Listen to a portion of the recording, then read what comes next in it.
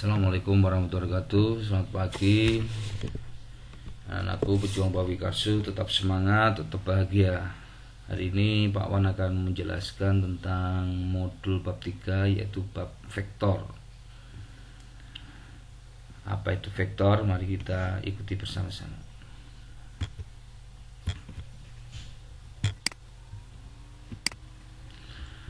Jadi vektor itu adalah besaran yang mempunyai besar dan arah,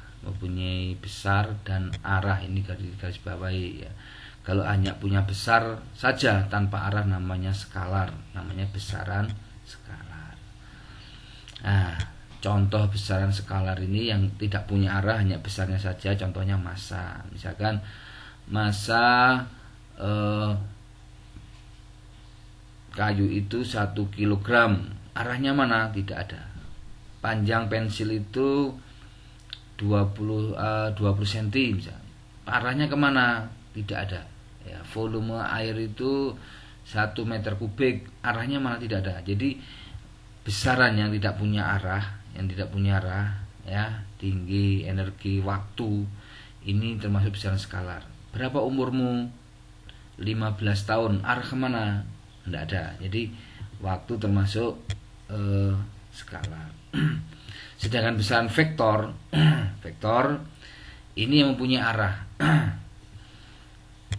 Berapa berat kalian? 100 Newton, arah pusat gravitasi bumi. Jadi arahnya ke pusat gravitasi bumi ya. Berat sama massa berbeda. Nanti dibaca lagi di buku-buku sumber yang lain, silakan dibaca lagi. Perpindahan ini termasuk vektor. Misalkan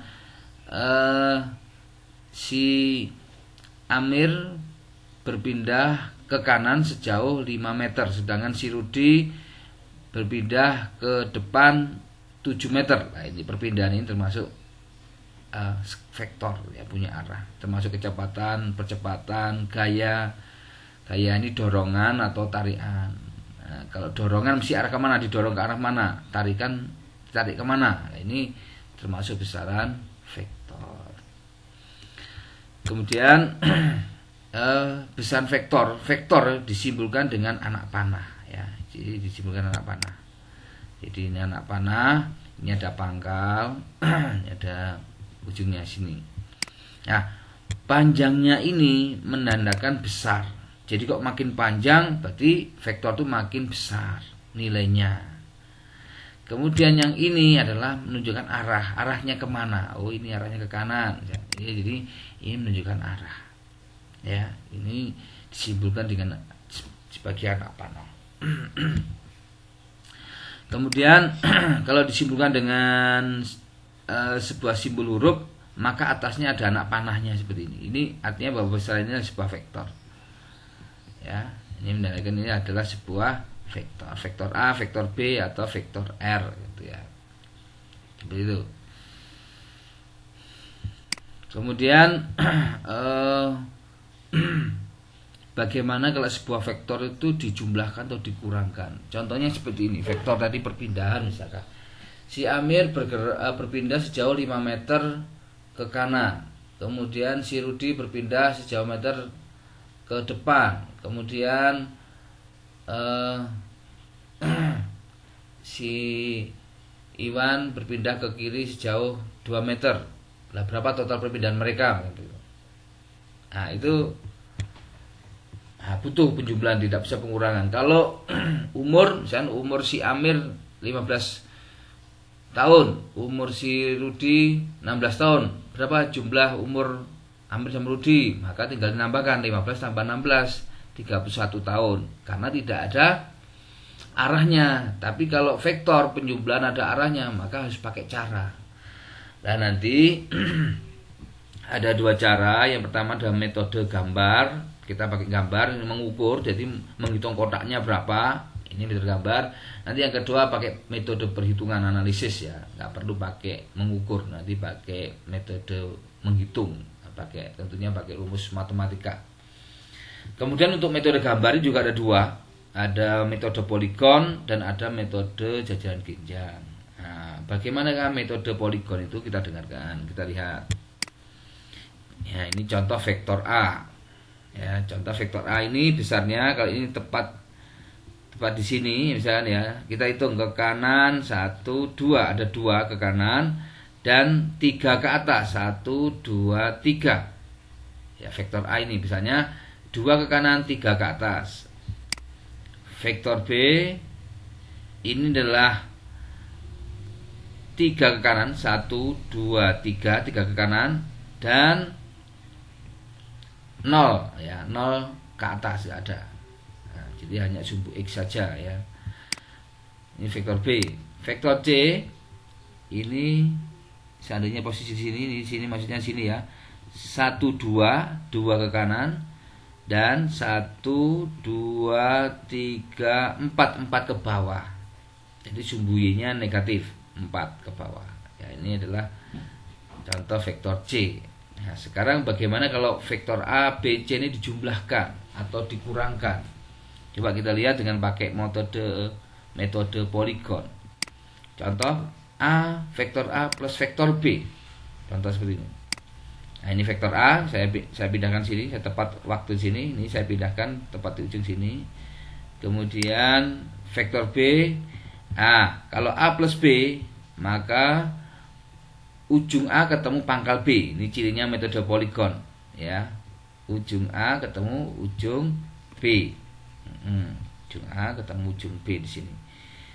Maka A plus B sama dengan R itu adalah resultan.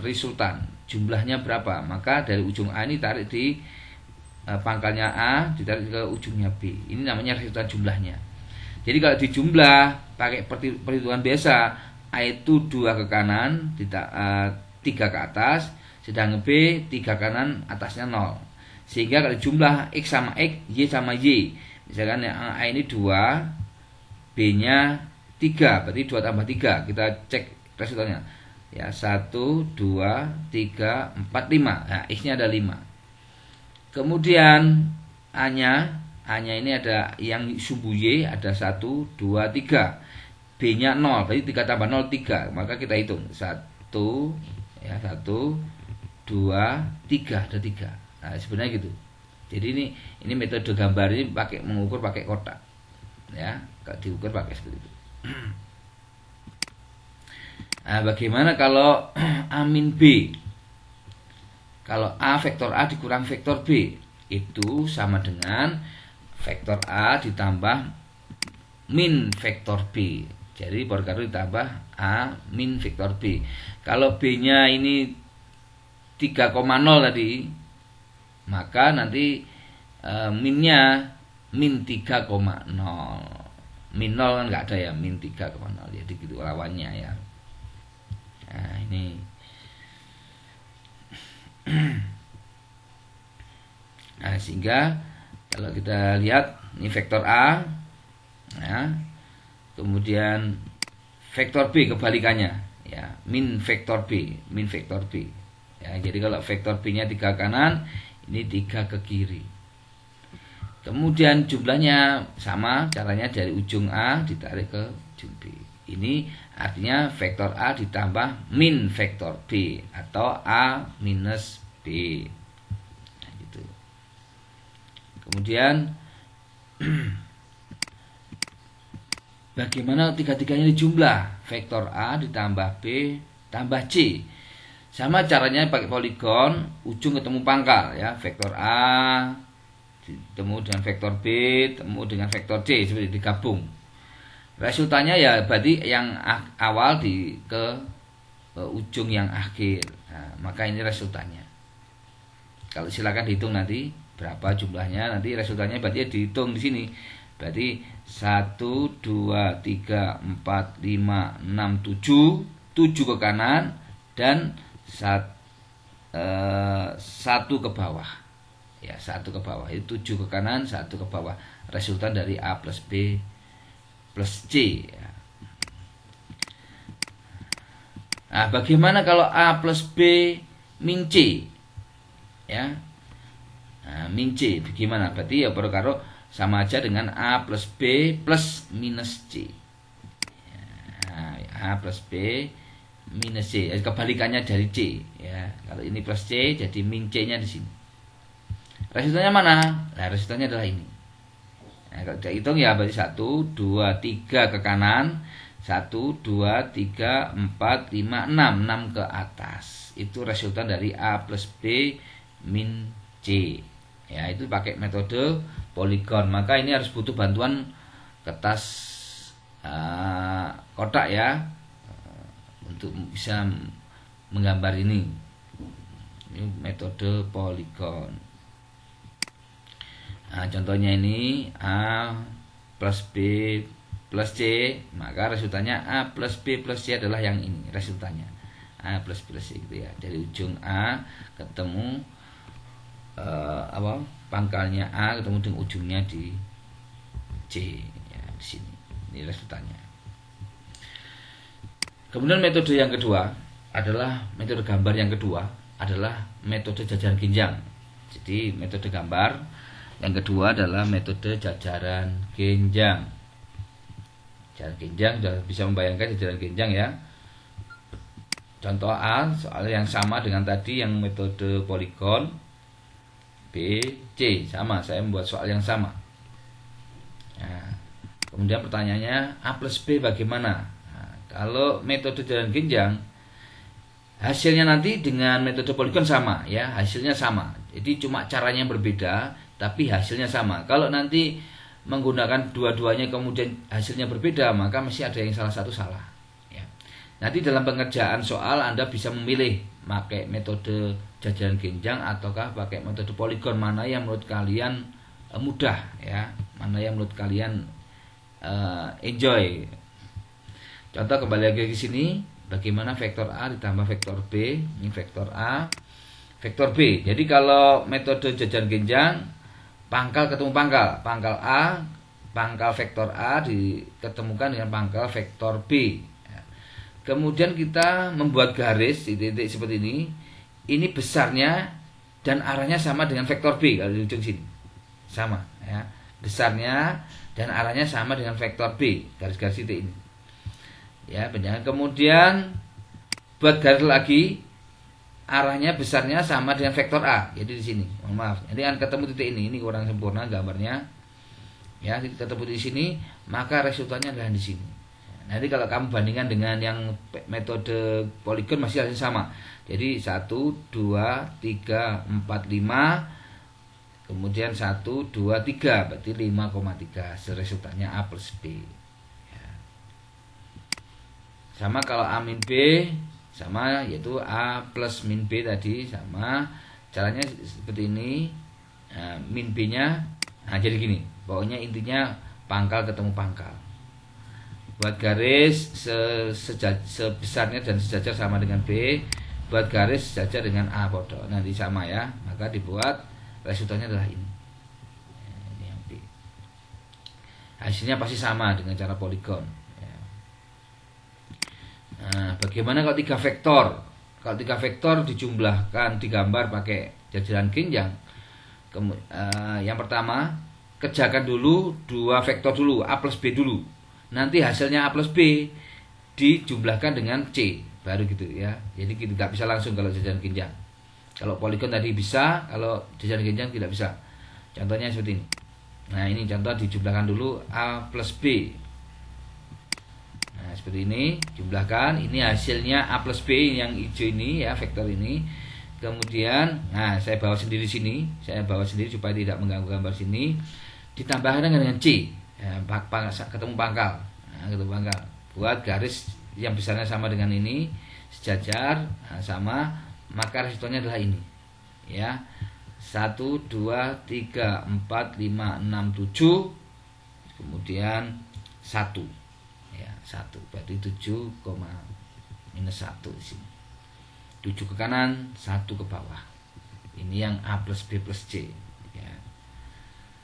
Jadi dicoba A plus B min C di rumah ya, dicoba.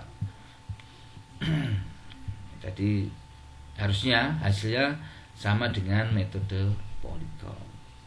Tuh, jadi ini harus pakai menggunakan kertas berkotak karena ini metode pengukuran. Jadi dihitung ya berapa kotak ke kanan ke kiri. ya, ke sumbu X positif, X negatif, Y positif, Y negatif ya. Ini harus dihitung. Nah, contoh seperti ini metode jajak genjang, ketemu pangkalnya seperti ini, buat titik seperti ini. Nah, resultannya adalah A plus B nya adalah ini resultannya. Nah, seperti ini ya. Ini Pak Wan mengulang aja kalau ada vektor seperti itu. Itu ya, itu metode gambar. Metode gambar. Nah, sekarang kita akan beranjak dengan metode perhitungan. Kalau tadi metode gambar dengan menghitung kotaknya atau mengukur, kalau ini kita tanpa mengukur ya, kita menghitung. Tentunya pakai syarat. Syaratnya apa? Ya, syaratnya harus menguasai matematika dasar, yaitu bab tentang trigonometri. Kalau di SMP mungkin ada yang sudah, yang terkenal sinus, kosinus, tangen, ya itu ya.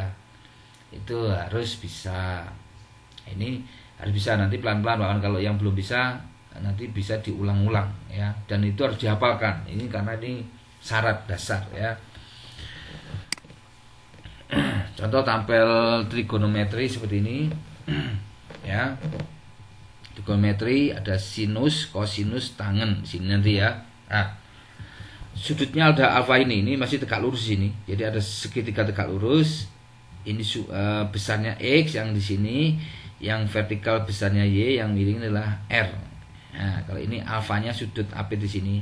Nah, sinus alfa itulah demi itu depan per miring. Demi depan per miring, yaitu Y per R.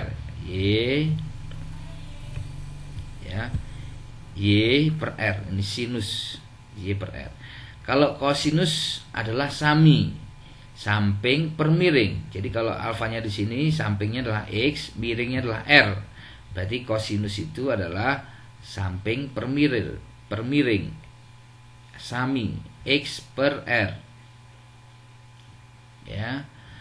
Kalau tangen itu adalah desa depan per samping.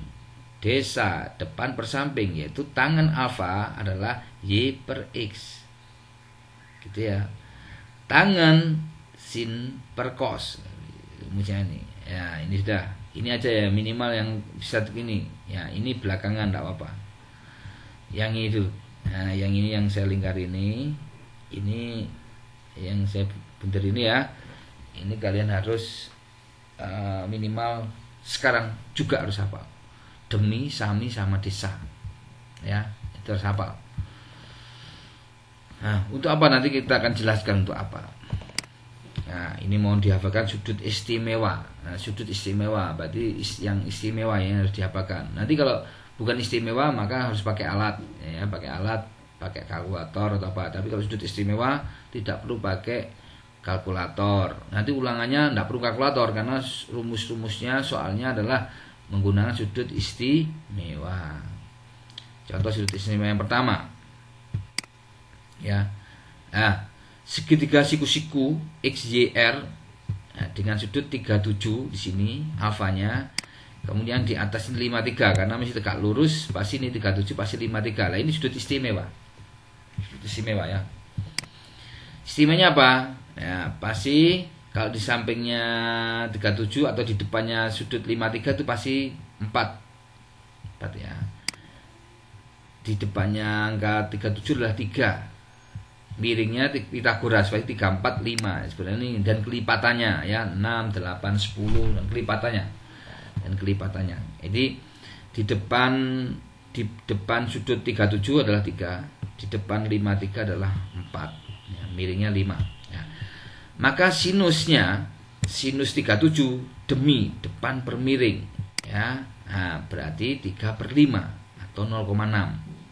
Sin 53 deminya adalah 4, miringnya 5, berarti 4 per 5. Kebalikan kalau cos 37 sami ya, sami berarti samping per miring 4 per 5. Nah, ini paham.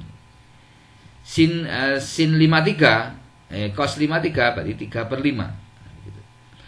Tangen 37 desa depan per samping. 37 depannya 3 per 4. tangan 53 4/3 gitu ya. Terus sudut istimewa 37 sama 53. Ini harus hafal, sekarang juga dipahami. Ya, jadi bayangkan segitiga 345, di depan angka 3 itu 37, depan angka 4 adalah 53 sudutnya, yaitu sin cos tangannya. Ya, mohon dipelajari, dihafalkan sekarang juga.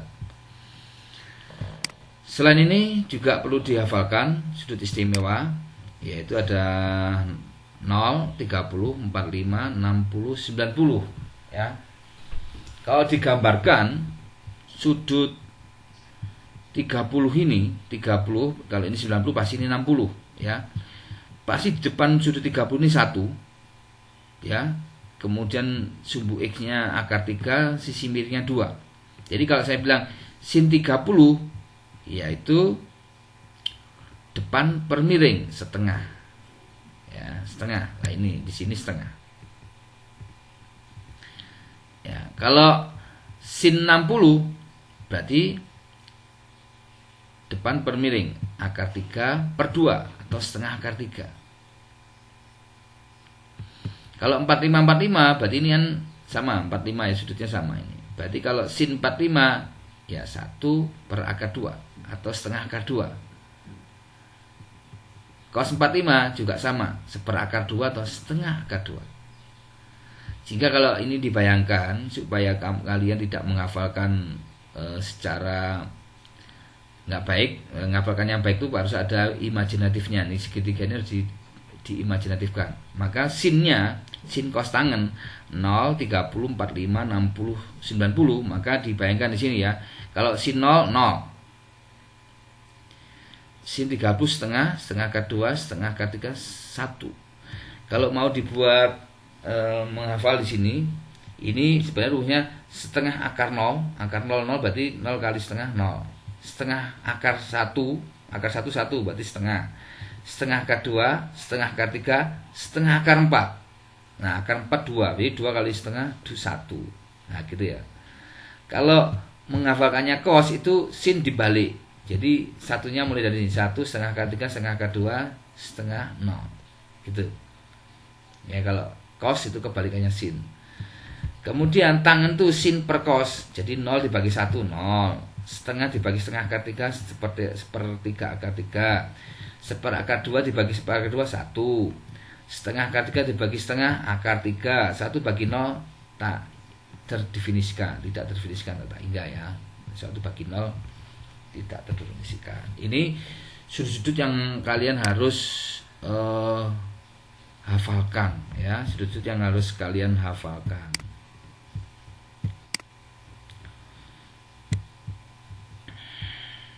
Kemudian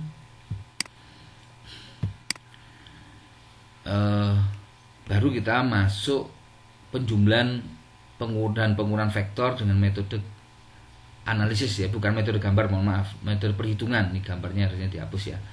Metode perhitungan atau analisis ya, perhitungan atau analisis. Yang pertama, menentukan resultan vektor menggunakan rumus kosinus.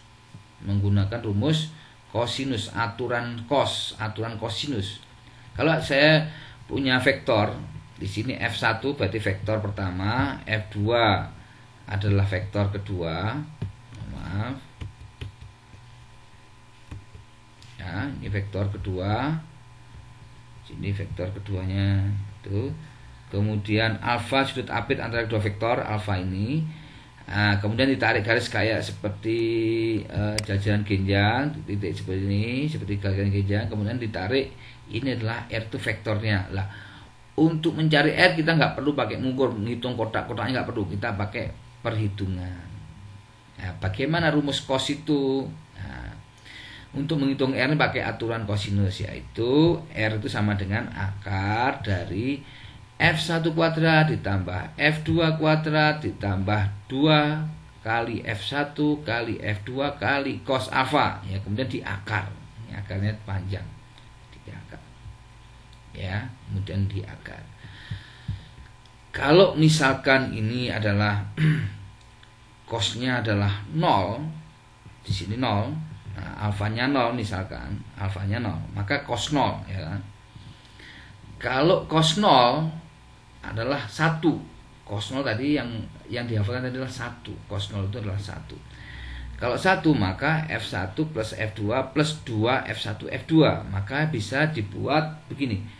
Akar F1 plus F2 kuadrat. Nah, akar kuadrat hilang. Sehingga nanti kalau cos 0 maka sama dengan F1 plus F2. Jadi akar dari F1 plus F2 kuadrat. Kuadratnya hilang ya. Kalau alfanya 180 berarti vektornya berlawanan ya. Berarti cos 180 itu min 1. Min 1 berarti nanti F1 kuadrat plus F2 kuadrat min 2 F1 F2. Maka sama dengan akar F1 min F2 kuadrat. Nah, sehingga nanti resultannya jadi F1 min F2 gitu ya. Kalau ini 90, kalau 90 berarti cos 90 itu 0. Cos 90 0. Berarti 0 kali F2 kali 2 F1 adalah 0. Sehingga tinggal resultan itu adalah akar dari F1 plus F2 kuadrat yang Anda kenal adalah rumus Pitagoras ya. Ini rumus Pitagoras. Kalau cosnya 90 alfanya, maka rumus Pitagoras tegak lurus ya. Itu rumus aturan kosinus. Contoh, ini diketahui dua vektor masing-masing 8 Newton dan 6 Newton. Tentukan nilai resultan kedua vektor tersebut jika titik pangkalnya berimpit dan membentuk sudut 60. Nah, seperti ini di antara ini sudutnya 60. Ini 8 Newton, 6 Newton. Berapa resultannya? Dimasukkan pakai aturan kosinus. Seperti ini. Tentunya Anda harus hafal ya, cosnya berapa, cos 60 berapa, harus hafal. Tinggal dimasukkan seperti ini. Ini hasil resultannya. Ya. Ini kalau detiknya juga harus dihafalkan rumusnya ya. Itu contoh dari penjumlahan vektor pakai aturan kosinus. Kemudian yang kedua, menentukan arah resultan vektor menggunakan rumus sinus ya, menggunakan rumus sinus. Jadi sama, ini F1, ini F2, sudut apitnya adalah alfa, sudut ini resultannya, sudut resultan dengan F1 adalah beta. Tentunya yang di sini resultan dengan F2 adalah alfa min beta. Bisa dibayangkan di sini ya. Maka rumus aturan sinusnya, namanya aturan sinus ini ya. Maka R per sin alfa totalnya sama dengan F1. F1 ini berarti besarnya F1 ini sama dengan besarnya ini ya. Nah, depan ini sudut depan ini, sisi inilah alfa min beta. Sehingga F1 per sin alfa min beta.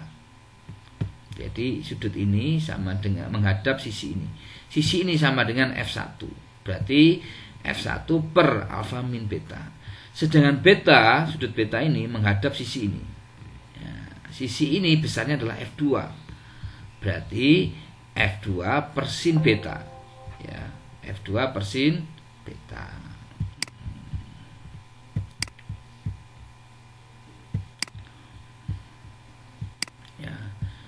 Nah, seperti ini juga bisa seperti ini, alfa, beta, gamma. Sini ini vektor A, vektor B ya. Alfa menghadap vektor A, maka A per sin alfa. Sudut beta menghadap vektor B, berarti B per sin beta. Sudut gamma menghadap vektor R resultan, berarti R per sin gamma. Seperti itu. Jadi ini kalau dibuatkan seperti ini sama, ini sebenarnya sama. Atau dibuatkan seperti ini sama ya. Kalau ini alfa ini berlawanan dengan sudut dengan vektor A ya, berarti A per sin alfa, ini sama. Beta berlawanan dengan B di sini, berarti B per sin beta. Gamma berlawanan dengan vektor R, berarti R per sin gamma. Ini tiga-tiganya adalah sama. Coba direnungkan, sejenak, kemudian membayangkan bahwa ketiganya ini sama.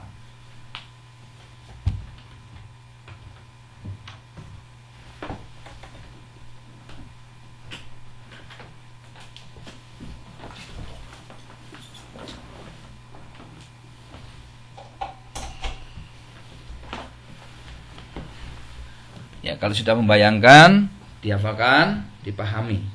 Ya. Contoh, diketahui dua vektor masing-masing panjang 8 cm dan 6 cm. Jika kedua vektor BP dan saling tegak lurus, maka tentukan arah resultan vektor tersebut terhadap kedua vektor. Ya. Jadi kalau ini diketahui komponennya, ya masing-masing di sini F1-nya 8, F2-nya 8, F2-nya 6. Sudutnya tegak lurus, berarti alfanya ini 90. Yang ditanyakan adalah beta sama alfa min betanya tadi ya. Bisa bayangkan ya. Maka di rumus seperti ini cari resultannya dulu. Resultan ketemu pakai aturan kosinus. Resultan ketemu maka bisa pakai aturan sinus. R per sin alfa sama dengan F2 per sin beta. Betanya ketemu. Beta ketemu maka bisa dicari bahwa alfa min betanya bisa dicari. Ya, seperti itu. Ya. Kenapa butuh aturan kosinus? Karena untuk mencari resultan, ya mencari R. Nah, kalau R ketemu maka bisa pakai aturan sinus. Jadi saling membutuhkan. Jadi antara aturan sinus kosinus itu saling sinergi.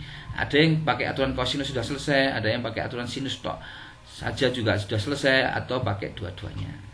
Tergantung kondisi. Kemudian menguraikan vektor. Ya. Menentukan komponen sebuah vektor yang besarnya dan arahnya diketahui. Kalau tadi diketahui komponen Fy dan Fx, kita tentukan F-nya. Kalau tadi, sekarang dibalik. Ada F, kita uraikan menjadi Fx dan Fy. Nah, contoh seperti ini. Ini contoh saya punya vektor F ini. Ya, kemudian saya uraikan menjadi Fx dan menjadi Fy. Sekarang pertanyaannya, berapakah Fx sama Fy-nya? Nah, seperti itu. Ini vektor F, vektor Fx dan Fy. Ini kalau dibuat digeser seperti itu jadi segitiga, ya. Jadi sama ini, sama. Ini antara gambar ini sama gambar ini sama. Cuma ada perpindahan supaya ini jadi ternyata segitiga gitu. Ini alfanya di sini. Nah, maksudnya apa? Nah, maksudnya nanti bisa pakai sin cos tangen. Nah, seperti ini. Mohon maaf ini theta ya, karena alfa ini theta apa? Ya, theta ya alfa ini pada kasus ini. Nah, Fx adalah ini. Nah, cos alfa adalah sami, ya sami samping per miring, yaitu Fx per F, ya Fx per F, Fx per F, sehingga Fx sama dengan F kali cos theta. Kalau cos theta Fx per F, berarti Fx-nya sama dengan F dikali cos theta. Berarti besarnya Fx inilah F cos theta. Kemudian kalau sinus itu adalah demi depan per miring. Berarti Fy ya sin alfa sama dengan Fy per F. Berarti Fy sama dengan F dikalikan sin alfa. Itu ya. Jadi ternyata besarnya Fx F cos alfa atau cos theta, besarnya Fy adalah F sin alfa atau theta. Itu untuk mencari menguraikan vektor X dan vektor Y. Contoh, tentukan besar komponen vektor dari sebuah vektor yang gaya sebesar 20 Newton pada arah 60 derajat terhadap sumbu X, ya. Contohnya ini vektornya 20 Newton, kemudian sudutnya 60 seperti ini di sumbu X, ya, di sumbu X. Nah, berarti ini sumbu Y-nya, sumbu X, ya. Berarti untuk mencari Fx F cos theta, jadi berarti 20 cos 60 10 Newton. Fy-nya F sin theta 20 sin 60, berarti 20 kali setengah akar 3. Tentunya sin 60 cos 60 harus dihafalkan seperti tadi. Ya, itu. Jadi ini menguraikan. Jadi ada sebuah vektor diuraikan menjadi dua vektor Fx dan Fy. Ya, itu namanya penguraian vektor. Ya, ini Fx, ini Fy.